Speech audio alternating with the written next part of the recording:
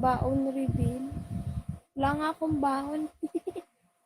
Titipid lang.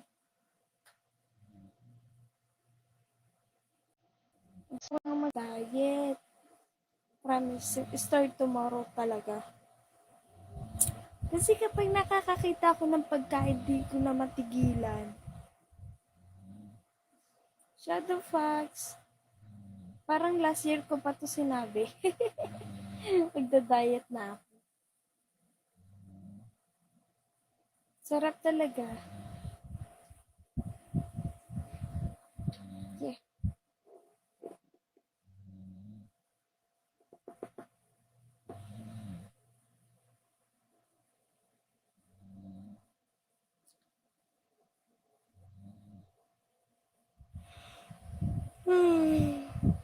Pag ikaw nagkasiya, pa may kilikili, paano kung amoy putok?